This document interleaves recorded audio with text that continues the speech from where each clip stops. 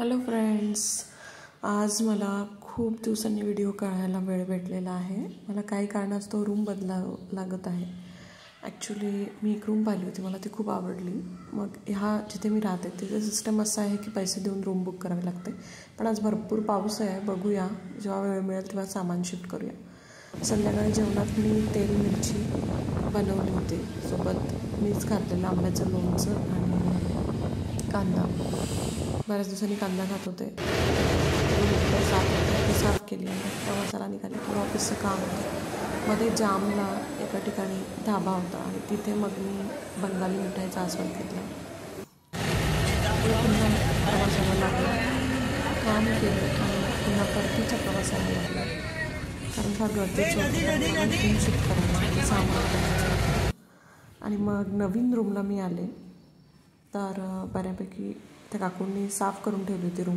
मी सामान आणून फक्त टाकलेलं आहे, लावायचं आहे. भरपूर पसारा दिसतो आहे व्हिडिओमध्ये आणि करायचं आहे मला सामान व्यवस्थित लावायचं आहे. बघूया कसं काय होतं ते. पण आता भूक लागलेली आहे कारण भरपूर दगदग झालेली आहे. तर मी आज ठरवलं होतं की काहीतरी हलकं फुलकं बनवायचं.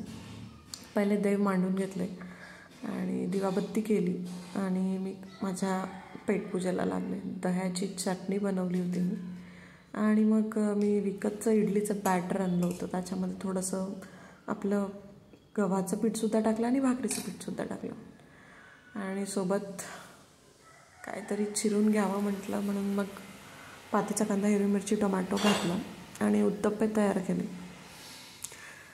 नवीन घर होतं. काकूसारख्या म्हणत होत्या स्वयंपाक करू नकोस, मी तुला देते, पण मलाच ते योग्य वाटलं नाही. म्हणून मीच आपले छोटा एक प्रयत्न जो केलेला डोस्यांचा, जे पहिल्यांदा चिकटले नाहीत, तर ते मी तयार केले.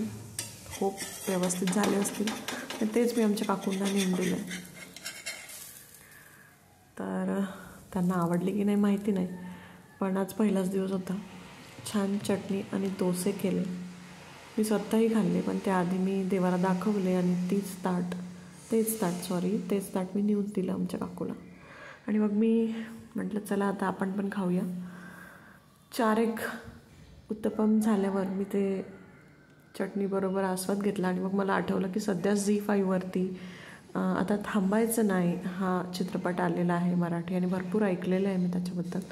तर म्हटलं चला गोवारीकरांनी कसा चित्रपट काढला हे बघूया. म्हणून मग सोबत तो चित्रपटसुद्धा पाहत मी एन्जॉय केले माझे उत्तप्पे. आणि मग काय बस, चला मग बाय बाय.